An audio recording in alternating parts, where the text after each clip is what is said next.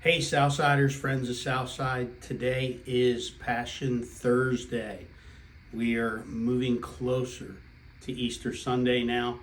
And I want to read to you from the scriptures what Jesus was doing on Thursday, the week of his Passion. The Bible says in Luke chapter 22, Thursday afternoon headed into Thursday evening, which at 6 o'clock Thursday evening became the beginning of Jewish Friday. The Bible says, then came the day of unleavened bread, when the Passover must be killed. And by the way, the Feast of Unleavened Bread is synonymous with the Passover. They are one and the same. And he sent Peter and John, saying, go and prepare us the Passover, that we may eat. And they said unto him, where wilt thou that we prepare? And he said unto them, behold, when ye are entered into the city, there shall a man meet you, bearing a pitcher of water.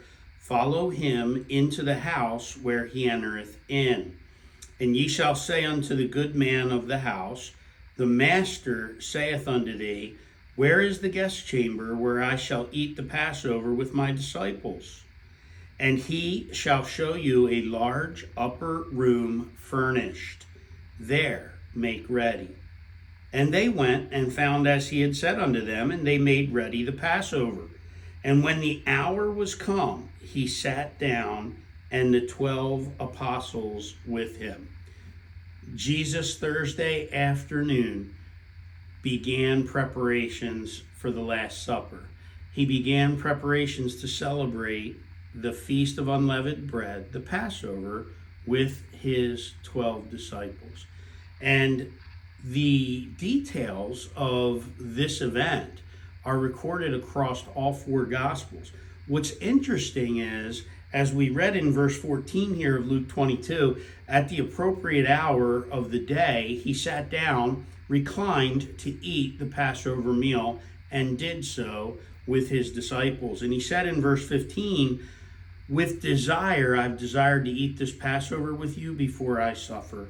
It was the last time he was hanging out, spending quality, intimate time, so to speak, in a righteous way with his disciples before all the events would begin that led him to Calvary's cross. So, all the events that are included in this time period, Thursday afternoon into Thursday evening, the beginning of Jewish Friday, when you look at all of the details and dynamics, what we find is during the meal, Jesus implements this Last Supper as an ordinance for the local New Testament church moving forward, because he says in verse 19, this do in remembrance of me.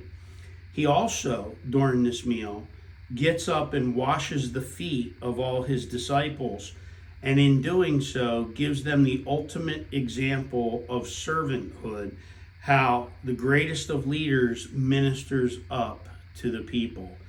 And then he points out Judas is his betrayer, and he quite simply declares to the 12 that Judas is sitting at the table. And though he says, according to the sovereignty of God the Father, he was going to suffer and die, he also makes it clear that he's in control, and that the betrayer was only facilitating in an earthly way the wickedness of other wicked people, that Jesus might be crucified. Then he gently rebukes the disciples, because they were constantly bickering about which of them was the greatest, would be the greatest in the kingdom of heaven, and so forth. And so Jesus gently rebukes them for that and makes it crystal clear that it is the opposite that brings greatness, the willingness to serve God and everyone else. All of these things transpire during this Last Supper Passover meal. And he also, before they were done, prophesies to the 12 to encourage them that they would sit in 12 thrones during the millennial kingdom, Jesus' earthly kingdom, in the future when he would return, which is still future for us. and they will help Jesus judge the 12 tribes of Israel during the kingdom period, which is yet to come. All of these things are what happened on Thursday, the week of his passion. And there's much for us to learn from all of these events on that day. The final peaceable time Jesus had with his followers before they went to the Garden of Gethsemane. And when you get to the end, or toward the end of the chapter, verse 39, Luke reveals to us, and he came out, Jesus, and went as he was wont to do, or as he liked to do, to the Mount of Olives, and his disciples also followed him. And there Jesus remained with his disciples, praying until Judas brought the mob to have him arrested. All of these things transpired Thursday afternoon into Thursday evening, the beginning of the Jewish day of Friday, and the beginning of the Passover. And we need to just take time to reflect on all these events and all the wonderful truths that God has revealed to us in this day, in the midst of the week of his passion, so that we might just be refreshed, that we might be encouraged, that our faith and our trust in God and his sovereignty through all of it may be encouraged and may be deepened through our reverence and our appreciation for all that Jesus is and all he did for all of us. So I hope these truths are an encouragement to you this Passion Thursday, and we look forward to turning our gaze toward the weekend, toward Easter Sunday and his glorious resurrection.